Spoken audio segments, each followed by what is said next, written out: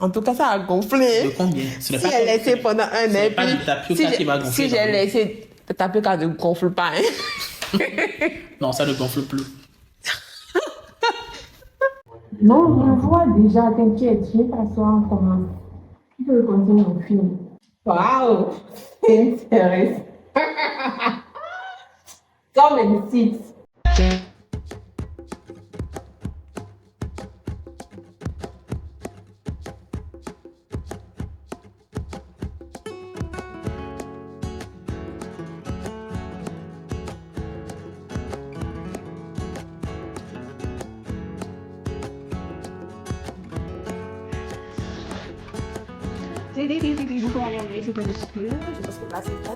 Je vais venir ici un peu, s'il te plaît, pour qu'on puisse s'entrer.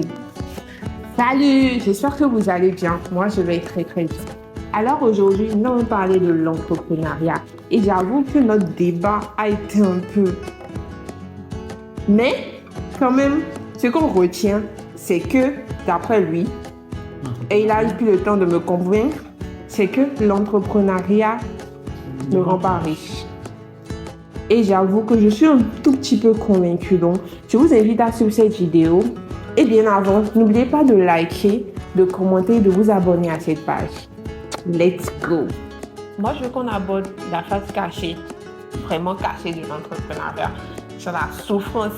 Parce qu'en vrai, les bons trucs, là, on voit ça déjà. Tu comprends? Les vrais trucs, genre, comment on gagne l'argent, du coup, on arrive à s'acheter des trucs, on arrive à sortir, machin, chose, ce qu'on montre. Par contre, il y a la souffrance énorme qui est derrière et le système qui empêche beaucoup d'entrepreneurs aussi de mieux se développer, d'avancer dans leur projet, on va dire. Du coup, simplement, d'après, je ne sais même pas, un site bizarre que je suis en train de voir là. Pourquoi? L'entrepreneuriat désigne l'action d'entreprendre, de mener à bien un projet. Ah bon? C'est ce que ça voulait dire? Moi, je pensais que ça voulait dire, tu prends un truc et puis tu veux vendre, tu fais. Mais en vrai, vendre, c'est un projet. Ok, d'accord.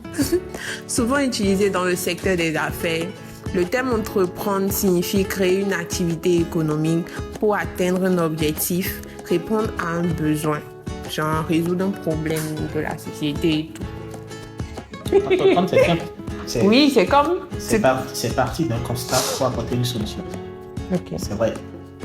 C'est toujours dans le monde des affaires. Quand tu veux entreprendre, c'est que tu as soit remarqué quelque chose qui est un besoin dans la société, d'accord, ou dans ton environnement, et tu crées une activité dont la finalité est d'apporter solution à ce problème qui est identifié.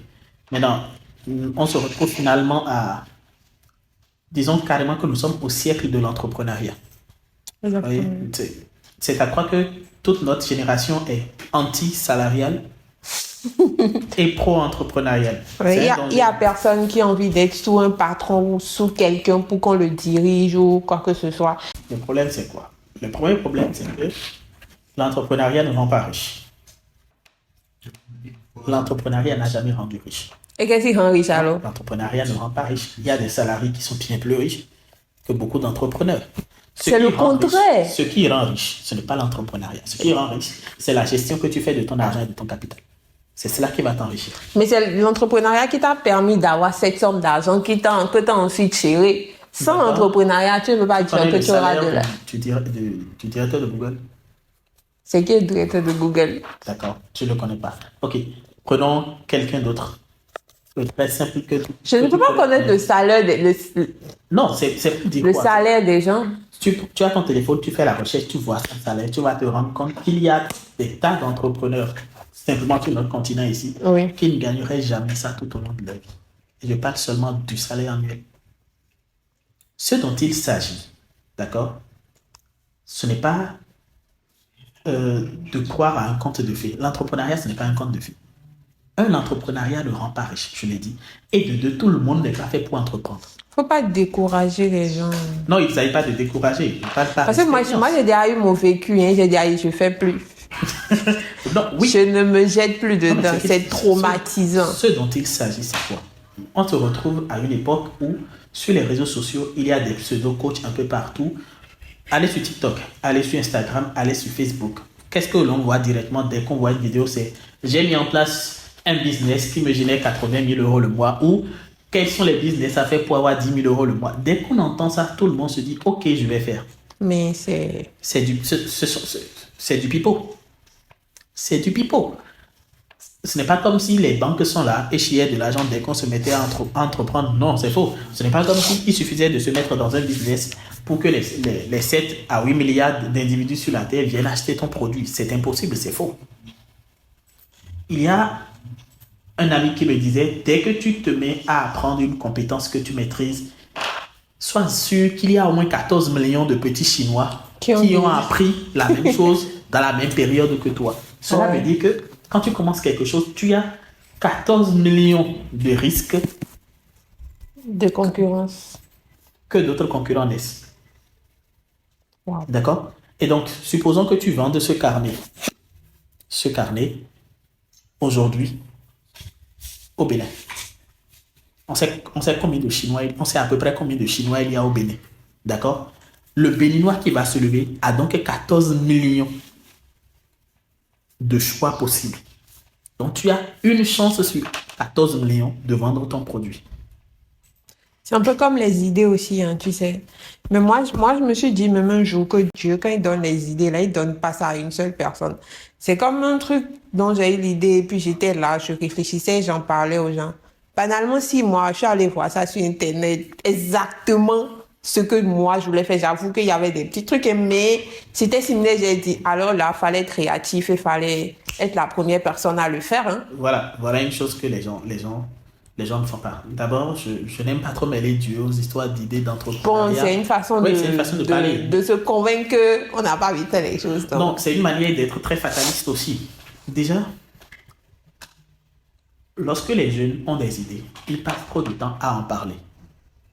Non, tu prends le temps pour mûrir l'idée, pour être sûr, parce que parfois tu as l'idée, mais il y a plein de choses autour d'une idée. C'est comme quand tu décides, par exemple, bon, je vais toucher un peu l'une des idées que j'ai eues. J'ai eu envie de vendre du bubble tea.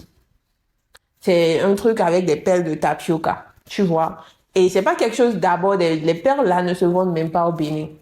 Parce que c'est les Chinois qui ont fait le truc. J'avoue que je pourrais aller chercher la sauce, payer du manioc et confectionner. Mais il y a une question de timing qui s'est posée. Ensuite, il a fallu que je me balade Erevan, BSS et Mont Sinaï pour voir s'ils vendaient ça. Mais je suis même allée dans un supermarché chinois qui avait quelque part caché à Gary. Je me suis même rendu compte qu'on vendait des trucs qui ont des odeurs. Bref. Et là, je te dis, genre, j'étais bloquée. La seule solution que j'avais, c'était de me faire envoyer ça de l'extérieur. Enfin, je suis allée même jusqu'à écrire à un petit restaurant qui le vend, mais qui ne le montre pas vraiment. Comment ils font pour avoir leur perle? Et ils m'ont dit qu'ils commandaient ça depuis la Thaïlande. Tu vois? Et dans ce temps, quand tu dois commander un truc de l'extérieur, tu vas pas commander un ou deux, alors que tu veux commercialiser cela. Donc, tu es obligé de prendre le temps de réfléchir à la possibilité, si ça en va là, si ça en vaut la peine que tu fasses venir quelques-uns, soit disant que tu veux faire un échantillonnage ou que tu fasses venir une quantité donnée. Et pendant ce temps aussi, tu dois rassembler cette somme d'argent qui doit te permettre de réaliser, parce qu'il n'y a pas que les perles, il y a le gobelet, il y a le contenant en dehors des perles, il y a la couverture, le couvercle, il y a la pipette qui est encore bien différente. Du coup, genre, tu peux pas t'en prendre à nous parce qu'on prend le temps de réfléchir, mais qu'il y a quelqu'un d'autre qui avait déjà de l'argent là et qui le prend directement et qui se sert sans même penser au fait que est-ce que les Béninois vont aimer. Tu vois, il y a tout ça auquel on pense, parce que quand j'en ai même parlé, on m'a dit, est-ce que tu es sûr que tu vas vendre? Est-ce que tu es sûr que tu vas vendre? Il y a plein de restaurants qui ont ouvert dans Cotonou aujourd'hui et qui, quand tu passes par là plusieurs fois les soirs, c'est vide, hein? Correctement, mais pourtant, bref, on va pas aller sur ce... Je ne suis pas du genre théorique. Et tu es pratique. C'est dans ma nature, je ne suis pas du genre théoricien. Oui. Une personne à qui vous donnez un problème dont dépend sa vie à résoudre, a deux moyens de résoudre. La première manière de le faire, c'est de s'attaquer directement au problème. au bout d'une heure, il finira par trouver la solution. Il y a une seconde catégorie de personnes qui va simplement s'asseoir, prendre une heure, diviser une heure en deux, 30 minutes de réflexion, d'accord? 15 minutes d'essai des différentes solutions et les 15 minutes restantes résoudre le problème. Dans les deux cas, les deux vont aboutir à la solution. Mais quand on parle d'entrepreneuriat, ce n'est pas ça. Dans l'entrepreneuriat, il y a deux choses. Il y a la phase de réflexion, d'accord? Il y a la phase pratique. Bon, il y a également le volet de l'argent. Mais nous allons raisonner ceteris paribus. D'accord? Même si nous avons tous la même quantité d'argent, ceux qui ont échoué parce qu'ils n'avaient pas assez d'argent vont forcément échouer. Pourquoi? Très bien. Parce que ce n'est pas l'argent qui cause le véritable problème en entrepreneuriat. C'est la réactivité et la promptitude. C'est la réactivité et la promptitude. Je ne suis pas d'accord. Je vais prendre un cas très simple que j'ai vécu. D'accord? J'avais un projet d'écriture avec des amis. Et il s'agissait simplement d'écrire des bouquins. Simplement, et de les publier. Au départ, on me disait non, il te faut assez d'argent pour contacter les maisons d'édition, pour faire ci, pour faire ça. J'ai dit d'accord, je n'en ai pas. Alors je ne l'ai pas fait. Pendant ce temps, un autre, lui, il a l'argent, il a commencé à écrire. Il a contacté les maisons d'édition et il n'a jamais fini d'écrire le livre. Puis il y a le troisième. Lui n'avait pas d'argent. Et n'était pas aussi doué que moi pour écrire. Mais aujourd'hui, il a 2 livres sur le marché. Il n'y a pas de rapport avec l'argent, c'est la détermination. C'est ça ce que j'appelais la promptitude. Et la il ne faut pas venir par éco-français. Parce que, en fait, en entrepreneuriat, tant que tu attends l'argent, tu n'avanceras pas. Et je suis triste souvent quand je vois des jeunes Africains tout le temps. Mais tu es d'accord avec moi que si je n'ai pas l'argent, il y a certaines choses que je ne peux pas faire. Donc tu vas me dire que même celui qui n'a pas l'argent, qui n'avait pas l'argent, la troisième personne, cette personne-là, à aucun moment il n'a eu à dépenser de l'argent, tu penses? Oui. Il n'a pas cherché un moyen d'avoir cette somme d'argent parce qu'il a atteint. C'est cette réflexion qui tue l'esprit entrepreneurial en Afrique.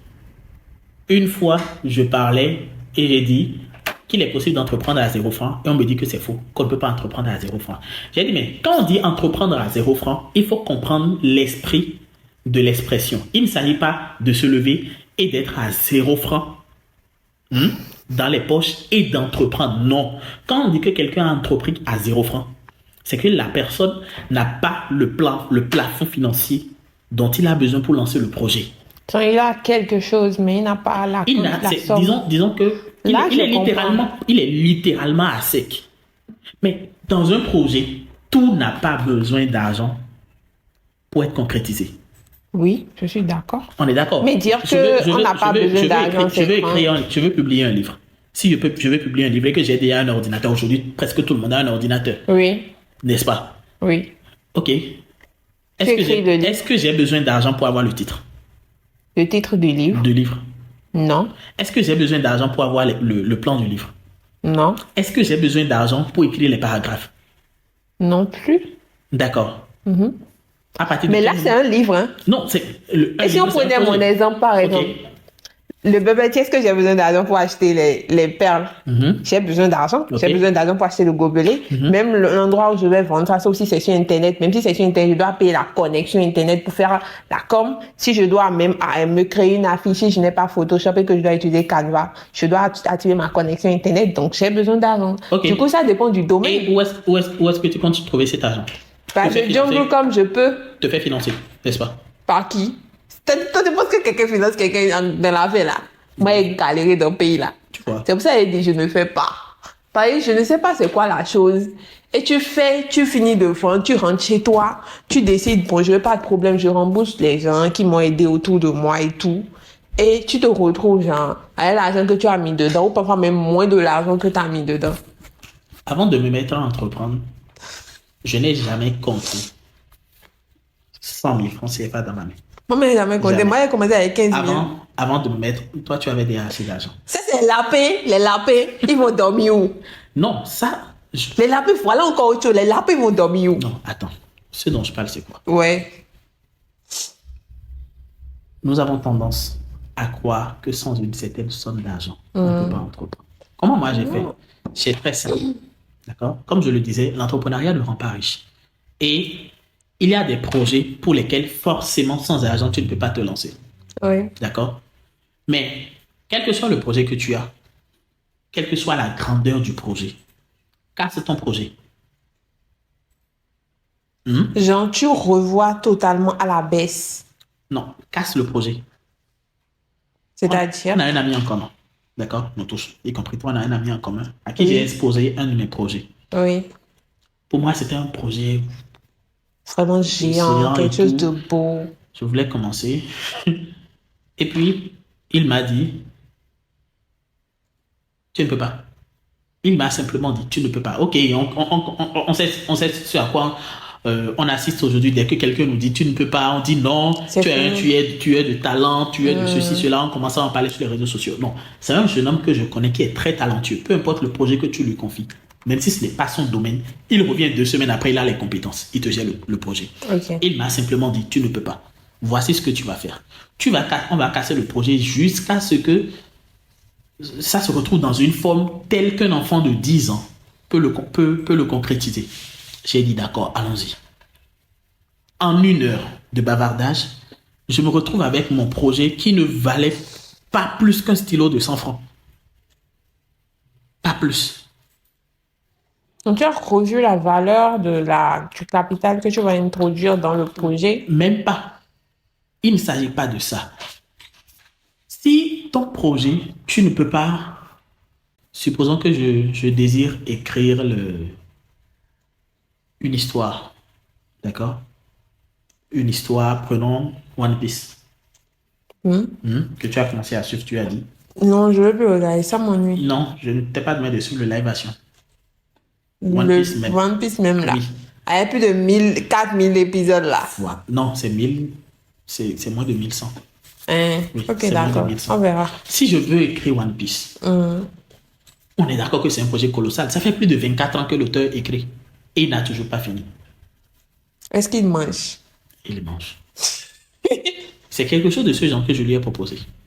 Ok, je vois. Et on sait, le milieu est assez concurrentiel. Qu'est-ce qu'il m'a dit? Il m'a dit, ok, en une phrase, ton histoire, ça se résume comment? Et tu n'as pas pu.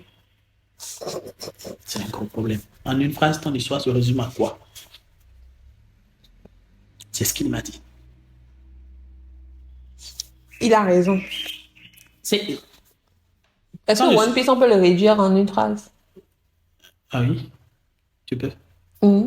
C'est l'histoire d'une personne qui veut être quelque chose de pirate.